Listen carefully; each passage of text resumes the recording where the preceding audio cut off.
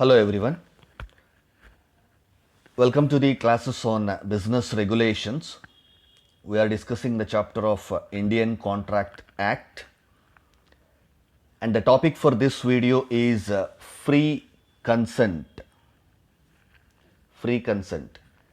This is one among the essential elements that are required for a contract to make it a valid contract. A contract without free consent is voidable contract. Normally, if any valid essential element is not present, that contract will become void. ಯಾವುದಾದ್ರೂ essential element ಒಂದು ಕಾಂಟ್ರಾಕ್ಟಲ್ಲಿ ಇಲ್ಲ ಅಂತಂದರೆ ಅದನ್ನು ನಾವು void contract ಅಂತ ಹೇಳ್ಬಿಡ್ತೀವಿ. ಆದರೆ free consent ಅನ್ನೋದು ಇಲ್ಲ ಅಂದರೆ ಅದು ವಾಯ್ಡ್ ಕಾಂಟ್ರಾಕ್ಟ್ ಆಗಲ್ಲ, ವಾಯ್ಡಬಲ್ ಕಾಂಟ್ರಾಕ್ಟ್ ಆಗತ್ತೆ. You know the difference between void contract and voidable contract. Void contract is worthless, useless, cancelled. It doesn't have legal enforcement. On the other hand, voidable contract is valid. Voidable contract is valid. It can become voidable at the option of one party but not at the option of the other party. Voidable contract is a one which is valid for one party and which can be voidable at the option of one party but not at the option of the other party. ಒಬ್ಬ ಯಾರ ಕನ್ಸೆಂಟನ್ನು free ಆಗಿರೋದಿಲ್ವೋ, whose consent is not free for the contract, he can void the contract. ಅಂದರೆ ಒಬ್ಬನ ಅಂದ್ಕೊಂಡ್ರೆ contract cancel ಆಗತ್ತೆ. ಒಬ್ಬರಿಗೆ ಆ ಒಂದು additional privilege ಇರುತ್ತೆ ಕಾಂಟ್ರಾಕ್ಟಲ್ಲಿ, ಅದನ್ನೇ ನಾವು ವಾಯ್ಡಬಲ್ ಅಂತ ಹೇಳ್ತೀವಿ. ಯಾಕೆ ಆ ಪ್ರಿವಿಲೇಜ್ ಇರುತ್ತೆ ಒಬ್ಬರಿಗೆ ಅಡಿಷ್ನಲ್ ಆಗಿ ಅಂತಂದರೆ, because his consent for the contract is not obtained freely. So consent ಅಂತ ಇದ್ದೀವಿ. What is this consent? According to section 13, two or more persons are said to be consent when they agree upon the same thing in the same sense. See, when two parties or two persons or two people enter into a contract, they both should have mutual consent. Consent is nothing but understanding. ನಾವು generally ಮಾತಾಡ್ತಿರ್ತೀವಿ, ಅವರಿಬ್ಬರ ನಡುವೆ ಒಳ್ಳೆಯ understanding ಇದೆ. What you mean by understanding? Agreeing upon the same thing in the same sense. ಒಂದು ವಿಚಾರವನ್ನು, ಒಂದು ವಿಷಯವನ್ನು ಇಬ್ಬರೂ ಕೂಡ ಒಂದೇ ರೀತಿಯಾದಂತಹ ಅರ್ಥದಲ್ಲಿ ಅರ್ಥ ಮಾಡ್ಕೊಳ್ಳೋದನ್ನು same sense, agreeing upon the same thing in the same sense. Let us say two people, one person has to give some money to the other person. So ಆ ದುಡ್ಡು ಕೊಡಬೇಕಾಗಿರೋ ವ್ಯಕ್ತಿಗೆ ಇನ್ನೊಬ್ಬ ಹೇಳ್ತಾನೆ, ನೋಡಿಪ್ಪ, ನೀವು ಕೊಡಬೇಕಾಗಿರೋ ದುಡ್ಡು ಇದೆಯಲ್ಲ, ನಾಳೆ ಕೊಡ್ತೀನಿ ಅಂತ ಹೇಳ್ತಿದ್ದೀರಾ, ನೀವು ಅದನ್ನು ನಾಳೆ ನನ್ನ ಮಗನ ಕೈಗೆ ಕೊಡಿ ಅಂತ ಹೇಳ್ತಾರೆ. So that fellow will also say, okay, I give it to your son. Both are agreeing to give the money to the son, but that receiver is having two sons. ಇಬ್ಬರು ಮಕ್ಕಳಿದ್ದಾರೆ, ಗಂಡು ಮಕ್ಕಳು. ಮಗನಿಗೆ ಕೊಡಬೇಕು ಅಂತ ಒಪ್ಕೊಂಡಿದ್ದಾರೆ, ಬಟ್ ಯಾವ ಮಗನಿಗೆ ಅಂತ ಗೊತ್ತಿಲ್ಲ. ಒಬ್ಬ ಅಂದ್ಕೊಂಡಿರ್ತಾನೆ ನಾನು ದೊಡ್ಡ ಮಗನಿಗೆ ಕೊಡೋದಕ್ಕೆ ಹೇಳಿದ್ದೀನಿ ಅಂತ, ಬಟ್ ಅವನು ಹೇಳಿಲ್ಲ ಬಿಗರ್ ಸನ್, ಎಲ್ಡರ್ ಸನ್ ಅಂತ. The other person is thinking, oh, he is asking to give the money to his younger son ಅಂತ. ಸೊ ಒಂದು ವಿಚಾರವನ್ನು ಇಬ್ಬರು ತುಂಬ ಡಿಫ್ರೆಂಟಾಗಿ ಅರ್ಥ ಮಾಡ್ಕೊಂಡಿದ್ದಾರೆ ನೋಡಿ. ಒಬ್ಬರು ದೊಡ್ಡ ಮಗ ಅಂತ ಅರ್ಥ ಮಾಡ್ಕೊಂಡಿದ್ದಾರೆ, ಇನ್ನೊಬ್ಬರು ಚಿಕ್ಕ ಮಗ ಅಂತ ಅರ್ಥ ಮಾಡ್ಕೊಂಡಿದ್ದಾರೆ. ಅಲ್ಲಿ clarity missing. He has not clearly mentioned that you have to give the money to my elder son or younger son ಅಂತ ಮೆನ್ಷನ್ ಮಾಡದೇ ಇರೋದ್ರಿಂದ misunderstanding between people. So we can say there is no consent. Consent ಯಾವಾಗಿರುತ್ತೆ? ಒಂದು ವಿಚಾರವನ್ನು ಇಬ್ಬರೂ ಕೂಡ, ಕಾಂಟ್ರಾಕ್ಟನ್ನು ಒಳಗೊಳ್ಳುವಂತಹ ಇಬ್ಬರು ವ್ಯಕ್ತಿಗಳು ಕೂಡ ಒಂದು ವಿಚಾರವನ್ನು ಒಂದೇ ಅರ್ಥದಲ್ಲಿ ಅರ್ಥ ಮಾಡ್ಕೊಳ್ಳೋದಕ್ಕೆ ನಾವು ಕನ್ಸೆಂಟ್ ಅಂತ ಹೇಳಿ ಕರಿತೀವಿ. This means there should be perfect identity of mind. ಅದನ್ನೇ ಕಾನ್ಸೆನ್ಸಸ್ ಆ್ಯಡ್ ಇಡಮ್ ಅಂತ ಹೇಳಿ ಕರಿತೀವಿ. ಐಡೆಂಟಿಟಿ ಆಫ್ ಮೈಂಡ್ ಅಂದರೆ ಇಬ್ಬರ ಆಲೋಚನೆಯೂ ಒಂದೇ ರೀತಿಯಾಗಿದೆ, ಇಬ್ಬರೂ ಕೂಡ ಒಂದೇ ರೀತಿಯಾಗಿ ಆಲೋಚನೆ ಮಾಡಿದ್ದಾರೆ, ಅರ್ಥ ಮಾಡ್ಕೊಂಡಿದ್ದಾರೆ. Identity of mind. Identity means similar. Same. Two minds are identical. Identical ಅಂದರೆ ಸೇಮ್ ಇದೆ ಅಂತ. So consensus is nothing but identity of mind or agreeing upon the same thing in the same sense. Sense ಅಂದರೆ meaning ಇಲ್ಲಿ ನಾವು. So you understood the meaning of consent. What is free consent ನಾವು? As I just now told, two people should understand the same thing in same meaning ಅಂತಂದಾಗ that consent should also be free. It should not be biased. There should not be any error in understanding. Consent should be free. ನಾವು ಹೇಳ್ತಿರ್ತೀವಿ free ಆಗಿರು ಅಂತಂದರೆ not economically ದುಡ್ಡು ಕೊಡಬೇಡ ಅಂತಲ್ಲ. Freely means no one is forcing you. No one is influencing you. No one is disturbing you. You are free to think. ಅಂದರೆ ನಿನ್ನ ಇಷ್ಟ ಪ್ರಕಾರ ಅಂತ. ಅದನ್ನೇ free consent means here with our own will and wish. No one is forcing. ಅದನ್ನೇ free consent ಅಂತೀವಿ. According to section 13 of Indian contract act, consent is said to be free when it is not caused by any of the following. Consent ಯಾವಾಗ free consent ಆಗುತ್ತೆ ಅಂದರೆ ಈ ಕೆಳಗಿನ factors ಯಾವುದೂ ಇಲ್ಲ ಅಂದರೆ. A consent is said to be free when it is not caused by any of the following factors. ಅವು ಯಾವ ಫ್ಯಾಕ್ಟರ್ಸು? ಈ ಫ್ಯಾಕ್ಟರ್ಸಿಂದ ನಿನ್ನ ಕನ್ಸೆಂಟ್ ಬಂದಿದ್ರೆ ಅದು ಫ್ರೀ ಕನ್ಸೆಂಟ್ ಅಲ್ಲ. So coercion, undue influence, fraud, misrepresentation and mistake. ಈ ಫ್ಯಾಕ್ಟರ್ಸಿಂದ ನೀನು ಕಾಂಟ್ರಾಕ್ಟಿಗೆ ಒಪ್ಪಿಗೆ ಹಾಕಿದ್ದಿದ್ದರೆ ಅದು ಫ್ರೀ ಕನ್ಸೆಂಟ್ ಅಲ್ಲ. That contract will become voidable contract. First let us see coercion. Coercion is committing or threatening to commit any act forbidden by Indian penal code. IPC section ಇದೆಯಲ್ಲ, Indian penal code, criminology, crimes, ತಪ್ಪುಗಳನ್ನು, ಶಿಕ್ಷೆಗಳು ಒಳಗೊಂಡಂತಹ ಒಂದು act. ಆ ಆ್ಯಕ್ಟಿನ ಪ್ರಕಾರ ನೀನು if you commit any act or threatening to commit any act which is forbidden by IPC restrict ಮಾಡಿದಂತಹ ಯಾವುದಾದ್ರೂ ಒಂದು ಚರ್ಯೆಯನ್ನು ನೀನು ಮಾಡಿದರೆ ಅಥವಾ ಮಾಡ್ತೀನಿ ಅಂತ ಹೆದರಿಸಿದರೆ, like I will kill you, I will kidnap you, I will kidnap your son or daughter, I'll threaten you, I'll take your life, I'll break your leg. So ಯಾವುದೋ ಒಂದು ರೀತಿಯಾದಂತಹ ಒಂದು ಫೋರ್ಸ್, ಒಂದು ಬೆದರಿಕೆ, ಹೆದರಿಸೋದು, ಬೆದರಿಸೋದು, ಹೊಡೆಯೋದು ಅಥವಾ ಹೊಡಿತೀನಿ ಅಂತ ಹೇಳೋದು, ಸಾಯಿಸೋದು ಅಥವಾ ಸಾಯಿಸ್ತೀನಿ ಅಂತ ಬೆದರಿಸೋದು, ಇವೆಲ್ಲ ಕೂಡ ಕೋಯರ್ಷನ್ ಆಗತ್ತೆ.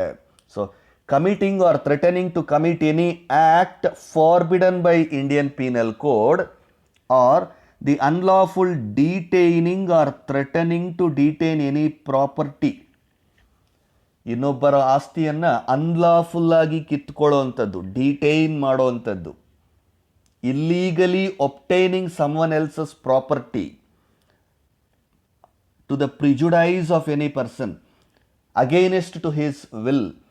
ಅವರ ಇಷ್ಟ ಇಲ್ಲದಿರ ಅವರ ಪ್ರಾಪರ್ಟಿಯನ್ನು ನಾವು ಒತ್ತುವರಿ ಮಾಡಿಕೊಳ್ಳೋದು ಅಥವಾ ಅವರ ಇಷ್ಟ ಇಲ್ಲದಿರ ಅವರನ್ನು ನಾವು ಬಂಧಿಸಬಹುದು. We can hold them back, we can tie their hands and legs, we can put them in a room, we can threaten them, we can beat them, we can mistreat them, we can illtreat them, we can torture them. ಈ ಎಲ್ಲ ಆ್ಯಕ್ಟುಗಳು ಕೂಡ coercion ಆಗುತ್ತೆ. ಸಿಂಪಲ್ಲಾಗಿ ಹೇಳಬೇಕಾದ್ರೆ ಒಬ್ಬರನ್ನು ಹೆದರಿಸಿ, ಬೆದರಿಸಿ, ಭಯಪಡಿಸಿ ಅವರನ್ನು ಒಂದು ಕಾಂಟ್ರಾಕ್ಟ್ಗೆ ಸಹಿ ಹಾಕುವ ಹಾಗೆ ಮಾಡ್ತೀವಲ್ಲ, ಆ ಎಲ್ಲ ಆ್ಯಕ್ಟಿವಿಟೀಸು ಕೂಡ ಕೋಯರ್ಷನ್, ರೌಡಿಸಮ್, ಬೆದರಿಕೆ, ಡ್ಯಾಮೇಜಿಂಗ್ ದೇರ್ ಪ್ರಾಪರ್ಟಿ, ಅವ್ರ ಮನೆಗೆ ಹೋಗ್ಬಿಟ್ಟು ಎಲ್ಲ ಹೊಡೆದಾಕುವಂಥದ್ದು, ಅವ್ರ ಮನೇಲಿರೋರನ್ನ ಟಾರ್ಚರ್ ಮಾಡುವಂಥದ್ದು. All these kind of cinematic activities which you will see in movies where a villain will come to the house of a person and he will do all the nonsense activities, ಎಲ್ಲನೂ coercion ಕೆಳಗಡೆನೆ ಬರುತ್ತೆ. So this is a best example for coercion. A person who has come to a interview, he is threatening the employer, I want your job now. He is showing a gun ತೋರಿಸ್ಬಿಟ್ಟು ಕೆಲಸ ಕೊಡ್ತೀಯಾ ಇಲ್ಲ ಸಾಯಿಸ್ಬಿಡ್ತೀನಿ ಅಂತಂದರೆ that is coercion. Then the second factor which is against the free consent is undue influence. Under section 16 of Indian Contract Act, undue influence is the improper use of any power possessed over the mind of the contracting party. ಆಗಲೇ ನಾವು coercion ನೋಡಿದ್ವಿ. Coercion is nothing but physical assault, physically threatening A person. Physical ಆಗಿ ಹೆದರಿಸೋದು, ಹೊಡೆಯೋದು, ಭಯಪಡಿಸೋದು, ಕೈಕಾಲು ಮುರಿಯೋವಂಥದ್ದು, kidnap ಮಾಡೋವಂಥದ್ದು, ಇಷ್ಟವಾಗಿರೋರನ್ನ kidnap ಮಾಡೋವಂಥದ್ದು, ಹೆಂಡತಿ ಮಕ್ಕಳನ್ನ kidnap ಮಾಡೋವಂಥದ್ದು. ಸೊ ಆಲ್ ದೀಸ್ ಆ್ಯಕ್ಟ್ಸ್, ಚಾಕು ತೋರಿಸಿ, ಚೂರಿ ತೋರಿಸಿ, ಕತ್ತಿ ತೋರಿಸಿ ಅಥವಾ ಗನ್ ತೋರಿಸಿ ಹೆದರಿಸೋವಂಥದ್ದು, all this comes under coercion. ಇಲ್ಲಿ undue influence is also a type of coercion. It is in the non-violence type. ಇಲ್ಲಿ ವೈಲೆನ್ಸ್ ಇಲ್ಲ. ಫಸ್ಟ್ ಕೋಯರ್ಷನಲ್ಲಿ ವೈಲೆನ್ಸು, ಇಲ್ಲಿ ವೈಲೆನ್ಸ್ ಇಲ್ಲ. ಶಾಂತಿಯುತವಾಗಿ ನಾವು ಜನಗಳನ್ನು ಹೆದರಿಸೋವಂಥದ್ದು. ಹೇಗೆ? Mentally torturing them. That means we are making N influence on there minds. ನಾವು ಮೋಸ ಮಾಡ್ತಿದ್ದೀವಿ ಅನ್ನೋ ವಿಚಾರನೇ ಗೊತ್ತಿಲ್ಲದೆ ಇರುವ ಹಾಗೆ ಅವರ ಮೇಲೆ ಒಂದು ಪ್ರಭಾವವನ್ನು ಬೀರುವಂತಹ ಕೆಲಸವನ್ನು ಅನ್ಡ್ಯೂ ಇನ್ಫ್ಲೂಯೆನ್ಸ್ ಅಂತ ಹೇಳಿ ಕರಿತೀವಿ. Let us say for example, ಒಬ್ಬ ಟೀಚರು 10th ಕ್ಲಾಸಲ್ಲಿ ತುಂಬ ಫೇವ್ರೆಟ್ ಟೀಚರು ಹುಡುಗರಿಗೆ ಅಂತ ಅಂದ್ಕೊಳ್ಳಿ. 10th ಕ್ಲಾಸ್ ಮುಗಿದ ತಕ್ಷಣ ಆ ಕ್ಲಾಸಿನ ಹುಡುಗರಿಗೆಲ್ಲ ಆ ಟೀಚರ್ ಅಂದರೆ ಒಂದು ಗೌರವ, ಒಂದು ಇಷ್ಟ ಇರುತ್ತೆ. ಅವ್ರು ಏನು ಹೇಳಿದ್ರು ಕೇಳೋವಂತಹ ಒಂದು ಪರಿಸ್ಥಿತಿಯಲ್ಲಿ ಆ ಹುಡುಗರು ಇರ್ತಾರೆ. ಸೊ ಆ ಮೇಷ್ಟ್ರು ಏನು ಮಾಡ್ತಾನೆ, ಈ ಹುಡುಗರನ್ನು ಯಾವುದೋ ಒಂದು ಕಾಲೇಜಿನ ಜೊತೆ ಆ ಟೀಚರ್ ಅಂಡರ್ಸ್ಟ್ಯಾಂಡಿಂಗ್ ಮಾಡಿಕೊಂಡು, ನೀವೆಲ್ಲ ಆ ಕಾಲೇಜಲ್ಲೇ ಸೇರ್ಕೊಳ್ಳಿ, ಅಲ್ಲಿ ತುಂಬ ಚೆನ್ನಾಗಿದೆ, everything is good, this that ಅಂತೆಲ್ಲ ಹೇಳ್ತಾರೆ. ಸೊ ಹುಡುಗರು ಏನು ಮಾಡ್ತಾರೆ, ನಂಬುತ್ತಾರೆ. ಅಯ್ಯೋ ನಮ್ಮ ಮೇಷ್ಟ್ರು ಹೇಳಿದ್ದಾರೆ, that might be a very good college. See, that means undue influence. ನಮ್ಮ ಮಾತು ಕೇಳ್ತಾರೆ ಇವರು ಅಂತ ಹೇಳಿ ಅವರನ್ನು ಮೋಸ ಮಾಡೋದಕ್ಕೆ ಹೋಗ್ತೀವಲ್ಲ, that is called undue influence. The relations subsisting between the parties are such that one of the parties is in a position to dominate the will of the other.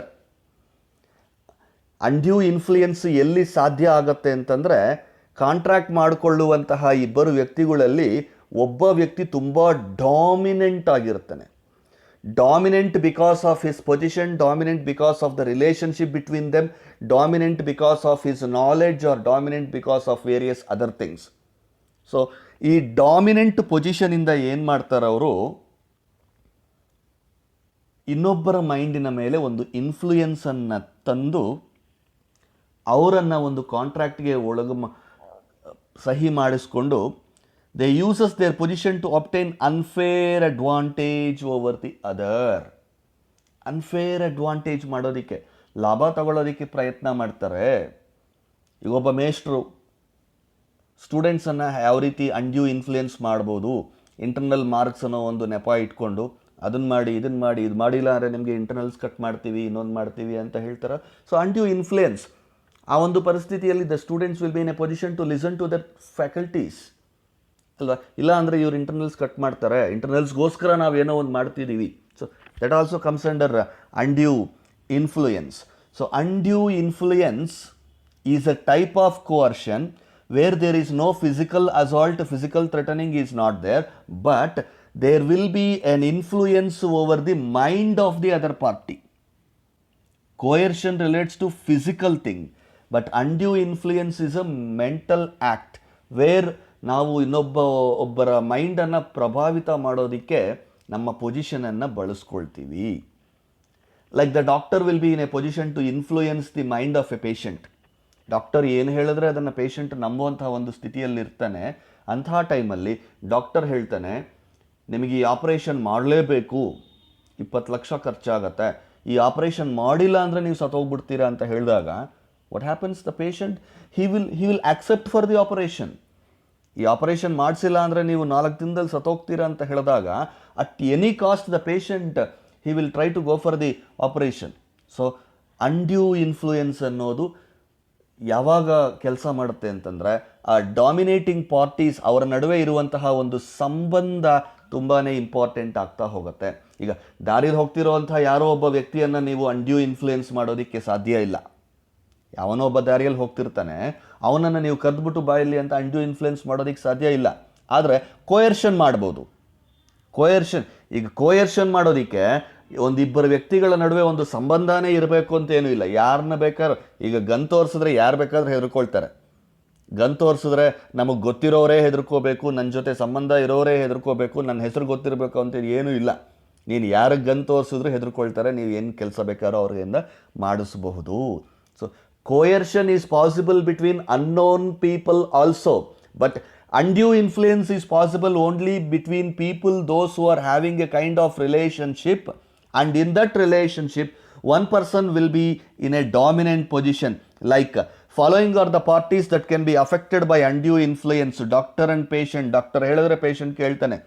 Lawyer and client, again lawyer will be in a dominant position. ಯಾಕೆಂದರೆ ಅವನು ಕಾನೂನು ಚೆನ್ನಾಗಿ ಗೊತ್ತಿದೆ, ಕ್ಲೈಂಟ್ಗೆ ಅಷ್ಟೊಂದು ಗೊತ್ತಿಲ್ಲ. Lawyer ಹೇಳ್ತಾನೆ, ನೋಡಿ ಈ ಥರ ಮಾಡಿ, ಇಲ್ಲಾಂದರೆ ನೀವು ಕೇಸ್ ಸೋತೋಗ್ತೀರಾ ಅಂತಂದಾಗ client will accept. Guardian and ward. Guardian is a parental ಪೊಸಿಷನಲ್ಲಿ ಇರ್ತಾನೆ, ಆ ವಾರ್ಡ್ ಕೇಳಬೇಕಾಗತ್ತೆ, he will be a child there. Trustee and beneficiary and teacher and student. Teacher will be in a dominant position. Teacher ಹೇಳಿದಾಗೆ student ಕೇಳೋವಂತಹ ಒಂದು ಪೊಸಿಷನಲ್ಲಿ ಇರ್ತಾರೆ. ಅಂತಹ ಟೈಮಲ್ಲಿ ಅಂಡ್ಯೂ ಇನ್ಫ್ಲುಯೆನ್ಸ್ ಮಾಡುವಂಥ ಚಾನ್ಸಸ್ ಇರುತ್ತೆ. Let's see the difference between coercion and undue influence. ಇಲ್ಲಿ the acceptance of the aggrieved party is taken by committing or threatening to commit an act forbidden by Indian Penal Code. IPC ಆ್ಯಕ್ಟಲ್ಲಿ ಫಾರ್ಬಿಡ್ ಮಾಡಿರುವಂತಹ ಯಾವುದಾದರೂ ಒಂದು ಚರ್ಯೆಯನ್ನು ಮಾಡಿ ಒಬ್ಬ ವ್ಯಕ್ತಿಯ ಕನ್ಸೆಂಟನ್ನು ತಗೊಳ್ಳೋ ಒಂದು ಪ್ರಯತ್ನಕ್ಕೆ ನಾವು ಕೋಯರ್ಷನ್ ಅಂತ ಹೇಳಿ ಕರಿತೀವಿ. ಇದರಲ್ಲಿ ಫಿಸಿಕಲ್ ಫೋರ್ಸ್ ಅಪ್ಲೈ ಆಗತ್ತೆ. ಫಿಸಿಕಲ್ ಆಗಿ ಹೊಡೆಯೋದು, ಬೆದರಿಸೋದು, ಚಾಕು ತೋರಿಸೋದು, ಗನ್ ತೋರಿಸೋದು, ಕಿಡ್ನ್ಯಾಪ್ ಮಾಡುವಂಥದ್ದು, ಡಿಟೈನ್ ಮಾಡುವಂಥದ್ದು, ಇದೆಲ್ಲ ಫಿಸಿಕಲ್ ಫೋರ್ಸ್ ಅಪ್ಲೈ ಆಗುತ್ತೆ, ರೌಡಿಸಮ್ ಅಪ್ಲೈ ಆಗುತ್ತೆ. Relationship between the promisor and the promisee is not necessary, as I was telling you. ಹೆದರ್ಸೋದಕ್ಕೆ ನಮ್ಮ ಸಂಬಂಧಿಕನೇ ಆಗಬೇಕು ಅಂತ ಏನೂ ಇಲ್ಲ. ನೀನೊಂದು ಗನ್ ತಗೊಂಡೋದ್ರೆ ರಷ್ಯಾದವನು ಹೆದರ್ಕೊಳ್ತಾನೆ, ಅಮೆರಿಕಾದವನು ಹೆದರ್ಕೊಳ್ತಾನೆ, ನಿನ್ನ ಭಾಷೆ ಗೊತ್ತಿಲ್ಲದೆ ಇರೋವನು ಕೂಡ ಸಹ ಹೆದರ್ಕೊಳ್ತಾನೆ. So relationship between the promisor and promisee is not necessary, ಅದು ಕೋಯರ್ಷನ್. Undue influence ಅಲ್ಲಿ the acceptance or the consent of an aggrieved party is obtained by dominating the party. Dominate ಮಾಡಬೇಕು ಅಂತಂದರೆ ಅವನನ್ನು ಬ್ರೈನ್ ವಾಶ್ ಮಾಡಬೇಕು. ಇಲ್ಲದ ಸಲ್ಲದ ವಿಚಾರಗಳನ್ನು ಅವನಿಗೆ ಹೇಳಿ ನಂಬಿಸಬೇಕು. ನೋಡು ಇದೇ ನಿಜ ಅಂತ ಹೇಳಿ ಅವನಿಗೆ ನಂಬಿಸಬೇಕು, ಅವನು ನಂಬುತ್ತಾನೆ. ಅದನ್ನು ಅಂಡ್ಯೂ ಇನ್ಫ್ಲುಯೆನ್ಸ್ ಅಂತ ಹೇಳ್ತೀವಿ. Moral force is used here. ನೋಡಿ ಡಿಫರೆನ್ಸು. ಕೋಯರ್ಷನಲ್ಲಿ ಫಿಸಿಕಲ್ ಫೋರ್ಸ್ ಯೂಸ್ ಆದರೆ ಅಂಡ್ಯೂ ಇನ್ಫ್ಲುಯೆನ್ಸ್ನಲ್ಲಿ ಮಾರಲ್ ಫೋರ್ಸ್ ಯೂಸ್ ಆಗುತ್ತೆ. ಏಕೆಂದರೆ student has to listen to the teacher. Suppose ಕೇಳಿಲ್ಲ ಅಂದರೆ ಮಾರಲಿ ಯು ಕ್ಯಾನ್ ಥ್ರೆಟನ್ ಹಿಮ್. ಏನು ಟೀಚರ್ ಹೇಳಿದ್ರೇ ಕೇಳಲ್ವಾ ನೀನು? You are not listening to the words of teacher, you are a bad student, come on bring your parents, this that and ಏನು ಬೇಕಾದ್ರೆ ಮಾಡ್ಕೋಬೋದಲ್ವಾ. So moral force is used there. Some sort of relationship must exist between the two parties. Undue influence ಮಾಡಬೇಕಾದ್ರೆ relationship ಇರಬೇಕು. ಆಗಲೇ ಹೇಳಿದ ಹಾಗೆ lawyer, client, doctor, patient, teacher, student ಅನ್ನೋ ಥರ ರಿಲೇಷನ್ಸ್ ಇದ್ದಾಗ ಮಾತ್ರ ಅಂಡ್ಯೂ ಇನ್ಫ್ಲುಯೆನ್ಸ್ ಸಾಧ್ಯ ಆಗತ್ತೆ, ಇಲ್ಲ ಅಂದರೆ ಸಾಧ್ಯ ಆಗೋದಿಲ್ಲ. Let's move on to the third one, that is fraud, cheating, 420, fraudulent activities to get the consent of a party. According to section 17, what is a fraud? Fraud is nothing but misrepresentation of facts. Simple ಆಗಿ ಹೇಳಬೇಕಾದ್ರೆ ಸುಳ್ಳು ಹೇಳುವಂಥದ್ದು, ಇಲ್ಲದೇ ಇರೋ ವಿಚಾರವನ್ನು ಇದೆ ಅಂತ ಹೇಳುವಂಥದ್ದು, ನಿಜವನ್ನು ಸುಳ್ಳು ಅನ್ನೋಂಥ ಹೇಳುವಂಥದ್ದು, ಸುಳ್ಳನ್ನು ನಿಜ ಮಾಡುವಂಥದ್ದು. That will become misrepresentation. Misrepresentation of facts may be intentional or innocent. ಇದರಲ್ಲಿ 2 ಟೈಪ್ಸು ಫ್ರಾಡ್ ಮಾಡಬೇಕಾದ್ರೆ. Misrepresentation of facts may be intentional or innocent. ಬೇಕು ಅಂತಲೇ ನಿನಗೆ ಗೊತ್ತಿದ್ದು ಒಂದು ಸುಳ್ಳನ್ನು ನೀನು ನಿಜ ಅಂತ ಹೇಳಬೇಕಾದ್ರೆ, ಇಲ್ಲದೇ ಇರೋ ವಿಚಾರವನ್ನು ನೀನು ಬೇಕು ಅಂತಲೇ ಹೇಳಬೇಕಾದ್ರೆ ಅದು ಇಂಟೆನ್ಷನಲ್. ಮೋಸ ಮಾಡುವ ಒಂದು ಉದ್ದೇಶದಿಂದನೇ ಒಂದು misrepresentation of fact. Like I have very good relationship with so and so officer in a department, I can get you a job ಅಂತ ಒಂದು ಸುಳ್ಳು ಹೇಳುವಂಥದ್ದು.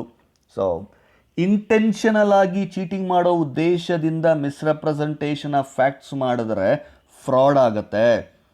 Intentional misrepresentation has been termed as fraud, and innocent misrepresentation has been termed as misrepresentation.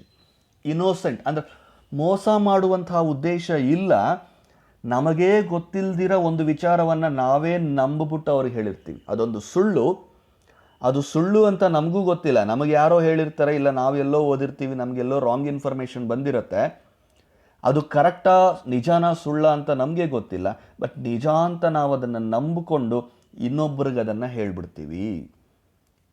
ಇಲ್ಲ actually ನಮಗೆ cheating ಮಾಡಬೇಕು ಅಂತ ಉದ್ದೇಶ ಇಲ್ಲ, ಮೋಸ ಮಾಡಬೇಕು ಅನ್ನೋ ಉದ್ದೇಶ ನಮ್ಮಲ್ಲಿ ಇಲ್ಲವೇ ಇಲ್ಲ, ಬಟ್ ನಮಗೆ ಗೊತ್ತಿಲ್ದಿರೇ ಇನ್ನೋಸೆಂಟಾಗಿ ನಾವು ಹೇಳ್ತಾ ಇದ್ದೀವಿ. ಈಗ ಲೆಟಸ್ ನಾಳೆ ಒಂದು ಎಕ್ಸಾಮಿನೇಷನ್ ಇದೆ, BCom ಎಕ್ಸಾಮಿನೇಷನ್ ನಡೀತಾ ಇದೆ. ಯಾರೋ ಒಬ್ರು ಹೇಳ್ತಾರೆ, ಇಲ್ಲ ನಾಳೆ ಎಕ್ಸಾಮಿನೇಷನ್ನು ಕ್ಯಾನ್ಸಲ್ ಆಗಿದೆ, ಪೇಪರಲ್ಲಿ ಹಾಕಿದ್ದಾರೆ, TVಯಲ್ಲಿ ತೋರಿಸಿದ್ದಾರೆ ಅಂತ someone will say. So ನಾವು ವಿ ಬ್ಲೈಂಡ್ಲಿ ಬಿಲೀವ್ ದಟ್. ನಂಬಿಬಿಟ್ಟು ನಾವೇನು ಮಾಡ್ತೀವಿ, ಇನ್ನೊಬ್ಬ ಹುಡುಗನಿಗೆ ಹೇಳ್ತೀವಿ, ನಮ್ಮ ಫ್ರೆಂಡ್ಗೋ ಇನ್ನೊಬ್ರಿಗೂ, ಎಕ್ಸಾಮ್ ಇಲ್ಲ ಕಣೋ ನಾಳೆ, ಕ್ಯಾನ್ಸಲ್ ಆಗಿದೆ, ಎಕ್ಸಾಮ್ ಈಸ್ ಪೋಸ್ಟ್ಪೋನ್ಡ್ ಅಂತ. ಸೊ ಅವನನ್ನು ಕೆಡಿಸಬೇಕು, ಅವನನ್ನು ಮೋಸ ಮಾಡಬೇಕು, ಚೀಟಿಂಗ್ ಮಾಡಬೇಕು ಅನ್ನೋ ಉದ್ದೇಶ ನಮಗಿಲ್ಲ.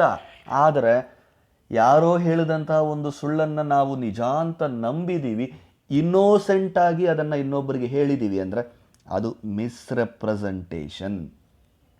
ಆದರೆ ಅದನ್ನೇ ಇಂಟೆನ್ಷನಲ್ ಆಗಿ ಮಾಡಿದ್ರೆ, ನಮಗೆ ಗೊತ್ತು ನಾಳೆ ಎಕ್ಸಾಮ್ ಇದೆ, ಕ್ಯಾನ್ಸಲ್ ಆಗಿಲ್ಲ, ಪೋಸ್ಟ್ಪೋನ್ ಆಗಿಲ್ಲ, ನಮಗೆ ಗೊತ್ತು ಅದು, ಆದ್ರೂ ಇನ್ನೊಬ್ಬರನ್ನ ಚೀಟಿಂಗ್ ಮಾಡೋದಕ್ಕೆ, ಇಲ್ಲ ನಾಳೆ ಎಕ್ಸಾಮ್ ಪೋಸ್ಟ್ಪೋನ್ ಆಗಿದೆ, ಕ್ಯಾನ್ಸಲ್ ಆಗಿದೆ ಅಂತ ಅವ್ರನ್ನ ನಂಬಿಸ್ಬಿಟ್ಟು ನಾವು ಮಾತ್ರ ಎಕ್ಸಾಮ್ ಬರೆಯೋಕ್ಕೆ ಹೋಗ್ತೀವಲ್ಲ, that will become fraud.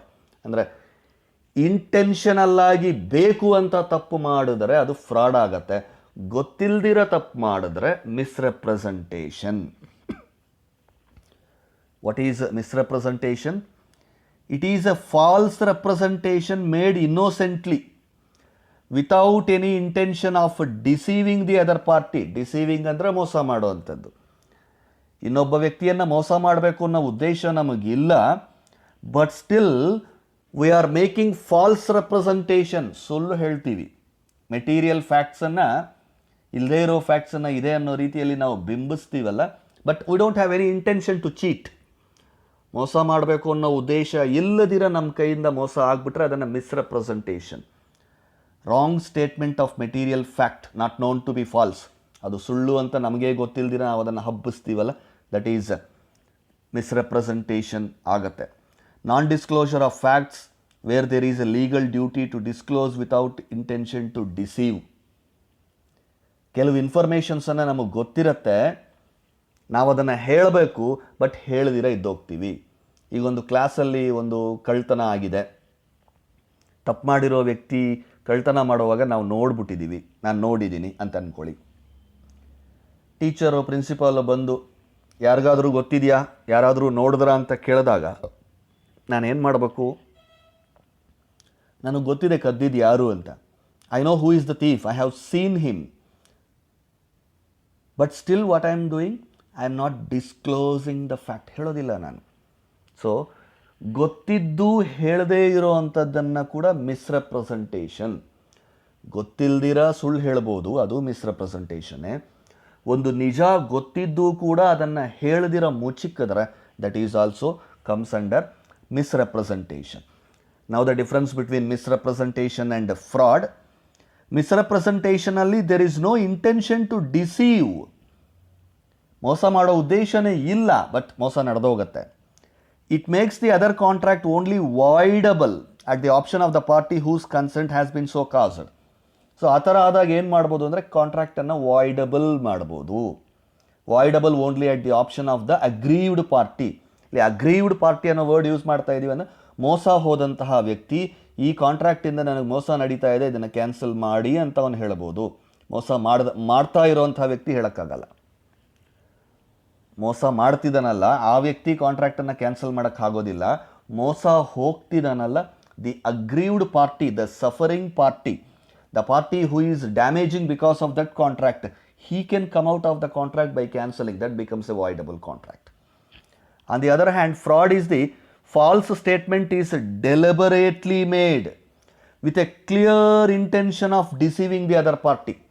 ಗೊತ್ತಿದ್ದೂನೇ planned ಆಗಿ ಬೇಕು ಅಂತಲೇ ಚೀಟ್ ಮಾಡೋದಕ್ಕೆ ಅಂತಲೇ ಮೋಸ ಮಾಡೋ ಉದ್ದೇಶದಿಂದನೇ ಒಂದು ಕೆಲಸವನ್ನು ಮಾಡಿದಾಗ, ಒಂದು ಸುಳ್ಳನ್ನು ಹೇಳಿದಾಗ, ಮಿಸ್ರೆಪ್ರೆಸೆಂಟೇಷನ್ ಮಾಡಿದಾಗ that becomes fraud. Main difference ನೀವು ನೋಡಿದ್ರೆ, ಗೊತ್ತಿಲ್ದಿರ ಮಾಡೋ ತಪ್ಪು ಮಿಸ್ರೆಪ್ರೆಸೆಂಟೇಷನ್ನು, ಬೇಕು ಅಂತ ಗೊತ್ತಿದ್ದೇ ಮೋಸ ಮಾಡೋ ಸಲುವಾಗಿ ಮಾಡುವಂತಹ ತಪ್ಪುಗಳನ್ನು ಫ್ರಾಡ್ ಅಂತ ಹೇಳಿ ಕರಿತೀವಿ. In fraud the injured party besides avoiding the contract may also claim the damages. That's the difference. ಮಿಸ್ರೆಪ್ರೆಸೆಂಟೇಷನಲ್ಲಿ ಕಾಂಟ್ರಾಕ್ಟನ್ನು ವಾಯ್ಡಬಲ್ ಮಾಡ್ಬೋದು, ಡ್ಯಾಮೇಜಸ್ ಕ್ಲೈಮ್ ಮಾಡೋಕ್ಕಾಗಲ್ಲ. ಬಟ್ ಫ್ರಾಡಲ್ಲಿ ಕಾಂಟ್ರಾಕ್ಟನ್ನು ಕ್ಯಾನ್ಸಲ್ ಮಾಡ್ಬೋದು, ಡ್ಯಾಮೇಜಸ್ಸನ್ನು ಕೂಡ ಕ್ಲೈಮ್ ಮಾಡ್ಬೋದು. ಯಾಕೆಂದರೆ ಬೇಕು ಅಂತಲೇ ಮೋಸ ಮಾಡಿದ್ದಾರೆ ನಮಗೆ. ಮಿಸ್ರೆಪ್ರೆಸೆಂಟೇಷನಲ್ಲಿ ಬೇಕು ಅಂತ ಮೋಸ ಮಾಡಿಲ್ಲ, ಹಾಗಾಗಿ ಡ್ಯಾಮೇಜಸ್ ಇಲ್ಲ. ಫ್ರಾಡಲ್ಲಿ ಇಂಟೆನ್ಷನಲ್ ಆಗಿ deliberately they are misrepresenting the facts with an intention to deceive the other party. ಮೋಸ ಮಾಡುವಂಥ ಉದ್ದೇಶದಿಂದನೇ ಮಾಡಿರೋದ್ರಿಂದ ಡ್ಯಾಮೇಜಸ್ಸು, ಪೆನಾಲ್ಟಿ ಕ್ಲೈಮ್ ಮಾಡ್ಬೋದು. And the last one is mistake. It's a very common thing. Unknowingly mistake, by mistake it happened ಅಂತ ನಾವು ಹೇಳ್ತಾ ಇರ್ತೀವಲ್ಲ, ಅಂದರೆ not knowing the facts. Mistake is nothing but not knowing the facts. ಅದನ್ನು mistake of law ಅಥವಾ mistake of fact, ಕಾನೂನು ಗೊತ್ತಿಲ್ಲದೆ ಇರೋದು ಅಥವಾ ಮೆಟೀರಿಯಲ್ ಫ್ಯಾಕ್ಟ್ಸ್ ಗೊತ್ತಿಲ್ಲದೆ ಇರೋವಂಥದ್ದು. ಕಾನೂನು ಗೊತ್ತಿಲ್ಲದೆ ಇರೋದನ್ನು ಮಿಸ್ಟೇಕ್ ಆಫ್ ಲಾ ಅಂತ ಹೇಳ್ತೀವಿ. ಅದನ್ನು ಮತ್ತೆ it is divided into 3 categories. that is mistake of Indian law. Indian law ಪ್ರಕಾರ ಏನೇನು ಮಾಡ್ಬೋದು, ಏನೇನು ಮಾಡಬಾರ್ದು, ಯಾವ್ಯಾವ ತಪ್ಪಿಗೆ ಏನೇನು ಶಿಕ್ಷೆ ಇದೆ, ಯಾವುದು ತಪ್ಪು, ಇವೆಲ್ಲ ಕಾನೂನಲ್ಲಿ ಇರುತ್ತಲ್ಲ, ಅದನ್ನು ನಾವು ಗೊತ್ತಿಲ್ದಿರ ಇದ್ದರೆ ignorance of law. Actually law ತಿಳಿದಿರಬೇಕು. Being a citizen of a country, it is the duty of a person to know the legal situation, position of a country. ಗೊತ್ತಿಲ್ಲ.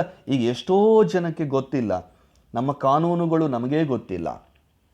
So mistake of Indian law. Indian ಲಾನೇ ಗೊತ್ತಿಲ್ಲ ಅಂದರೆ ಇನ್ನು foreign law ಏನು ಗೊತ್ತಿರತ್ತೆ? Mistake of foreign lawn.